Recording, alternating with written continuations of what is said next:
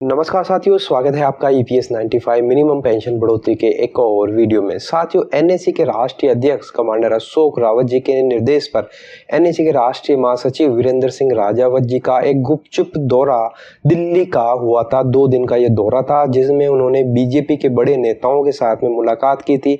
इसके अलावा श्रम मंत्री जी से मुलाकात हुई और ईपीएफओ के बड़े पदाधिकारियों के साथ में भी मुलाकात हुई थी। तो साथियों, इस पूरे दौरे पर क्या निकल कर आया, क्या कुछ हुआ और अंत में क्या रिजल्ट निकल कर आया, पूरी जानकारी इस वीडियो में हम कवर करने वाले हैं। तो वीडियो बहुत ही इंपॉर्टेंट होने वाला है। पूरी जानकारी के लिए आप वीडियो को अंत तक जरूर देखिएगा।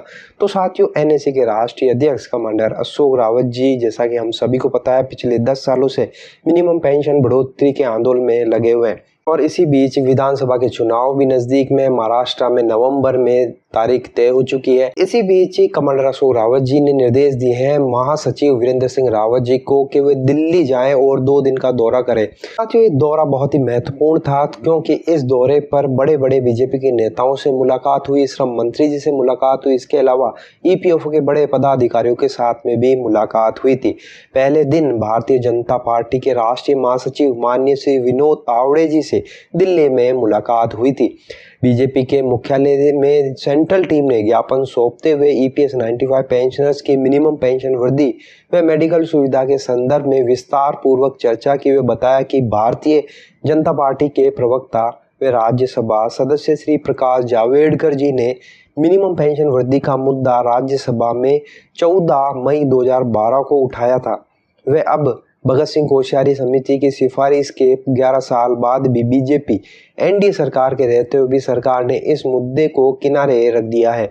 अतः बीजेपी के प्रवक्ता द्वारा पार्टी की ओर से किया हुआ वादा पूर्ण करते हुए मिनिमम पेंशन 1000 रुपये से बढ़ाकर 7500 रुपये प्लस डीए अविलंब किया जाए। इस पर माननीय श्री तावड़े जी ने स्पष्ट रूप से कहा कि इस संवेदनशील मुद्दे पर निर्णय लेने हेतु माननीय श्रम मंत्री जी से आज ही मैं बात करूंगा। वे पार्टी अध्यक्ष से भी बात कर वृद्ध पेंशन को अविलंब न्याय दिलाने का मैं प्रयास करूंगा। इसके बाद अगले ही दिन बीजेपी के राष्ट्रीय महासचिव श्री राधा मोहन दास अग्रवाल जी से भी बीजेपी मुख्यालय में दिल्ली में सेंट्रल टीम ने मुलाकात की। सेंट्रल टीम ने बीजेपी के राष्ट्रीय महासचिव व राज्यसभा सदस्य माननीय श्री राधा मोहन दास अग्रवाल जी से ईपीएस 95 पेंशन की प्रलंबित मांगों को मंजूर करवाने हेतु चर्चा व ज्ञापन सौंपा। पेंशन वृद्धि का मुद्दा 3 अगस्त 2023 को राज्यसभा में प्रभावी ढंग से विस्तार पूर्वक उठाने हेतु एनएसी की ओर से माननीय सांसद जी के प्रति आभार प्रकट किया गया और दूसरी ओर दुख प्रकट करते हुए ये भी बताया गया कि आपकी ओर से मुद्दा उठाने के बाद भी ईपीएस 95 पेंशन की मांगे आज तक लंबित है, जिसके कारण ईपीएस 95 पेंशन में रोज चरम सीमा पर है। कृपया लंबित मांगों को तुरंत मंजूर करवाया जाए।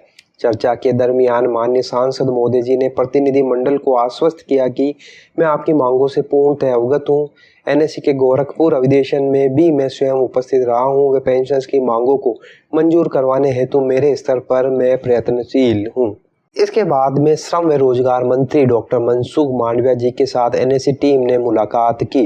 माननीय श्रम व रोजगार मंत्री जी ने एनएसी के दिनांक 27 सितंबर 2024 व 1 अक्टूबर 2024 के राष्ट्रीय व्यापी आंदोलन पर ध्यान देते हुए श्रम शक्ति भवन दिल्ली में 9 अक्टूबर को एनएसी के राष्ट्रीय महासचिव को मीटिंग हेतु बुलाकर ईपीएस 95 पेंशन की लंबित मांगों पर चर्चा की व एनएसी की ओर से दस्तावेज व ज्ञापन स्वीकार किए। मुलाकात के दौरान माननीय श्रम मंत्री जी ने एनएसी टीम की बातों को ध्यान पूर्वक सुना। दिनांक 27 सितंबर 2024 को राष्ट्रव्यापी प्रदर्शन व राष्ट्र की वित्तीय राजधानी मुंबई में 1 अक्टूबर 2024 को ध्यान आकर्षण धरना आंदोलन में भाग लेने वाले वर्ध ईपीएस 95 पेंशन की प्रतिक्रियाओं को भी माननीय मंत्री मोदी जी के संज्ञान में लाया गया व ये भी बताया गया कि पेंशन में असंतोष चरम सीमा पर पहुंच गया है, जो चिंताजनक है, जिसे तुरंत हल करने की जरूरत है। माननीय मंत्री मोदी जी ने एनएसी का पक्ष सुनने पर श्रम मंत्री होने के नाते कहा कि इन सभी मुद्दों पर उचित कार्रवाई प्रक्रिया में है और जल्द ही निर्णय लिया जाएगा। बैठक के बाद माननीय श्रम मंत्री मोदी जी ने एनएसी के महासचिव को दिल्ली के ईपीएफओ मुख्य कार्यालय में एनएसी प्रतिनिधि मंडल के साथ पहुंचकर वरिष्ठ अधिकारियों से चर्चा हेतु निर्देश दिए। के तुरंत बाद माननीय श्रम मंत्री जी के निर्देशानुसार अतिरिक्त केंद्रीय भविष्य निधि आयुक्त श्री चंद्रमौली चक्रवर्ती के साथ एनएसई प्रतिनिधि मंडल ने बैठक व चर्चा की। एनएसई प्रतिनिधि मंडल की ओर से नाराजगी प्रकट करते हुए कहा गया कि मिनिमम पेंशन को बढ़ाकर 7,500 प्लस डीए करने व बिना किसी भेदभाव के उच्च पेंशन लाभ की मांगों पर एनएसई द्वारा सभी तथ्यों व प्रमाणों को पहले ही सादर कर दिया गया है।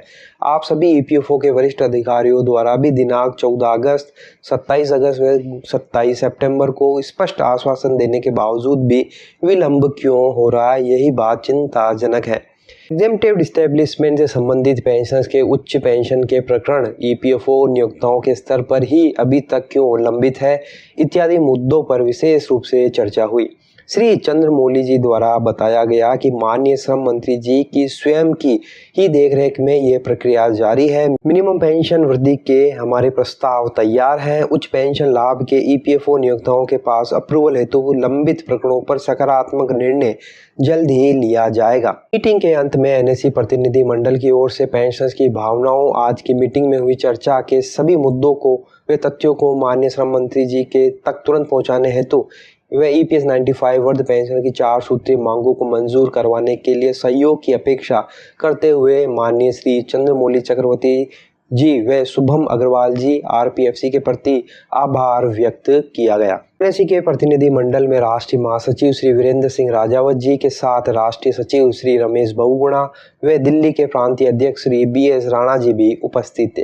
तो साथियों, ये पूरा दौरा 2 दिन का दौरा था, जिसमें बीजेपी मुख्यालय में बीजेपी के बड़े बड़े नेताओं से मुलाकात हुई। इसके अलावा श्रम मंत्री जी से मुलाकात हुई और ईपीएफओ के अधिकारी श्री चंद्रमौली जी से भी मुलाकात हुई। तो निकल कर यही आया है कि लग रहा है कि श्रम मंत्री जी की देखरेख में ईपीएफओ कार्य कर रहा है, इस पर प्रक्रिया जारी है। लेकिन साथियों, ये एक प्रशासनिक कार्रवाई होती है जिसमें लंबा समय लगता है। हालांकि ऑलरेडी 10 साल बीत चुके हैं, इस पर लगातार आंदोलन, धरना प्रदर्शन किया जा रहा है, तब जाकर सरकार इस स्तर पर आई है। लेकिन साथियों, अब देखना होगा कि ये प्रक्रिया जो श्रम मंत्री जी कह रहे हैं कि जारी है, ईपीएफओ अधिकारी भी कह रहे हैं कि दस्तावेज तैयार है और जल्दी इस पर सकारात्मक निर्णय लिया जाएगा, तो वो कब निकल कर आता है ये देखने वाली बात होगी। लेकिन साथियों, एनएसई के महाराष्ट्र महासचिव श्री वीरेंद्र सिंह राजावत जी का ये 2 दिन का दौरा दिल्ली का था, जिसमें काफ़ी चर्चा हुई थी और काफ़ी दस्तावेजों का आदान प्रदान किया गया और श्रम मंत्री जी के द्वारा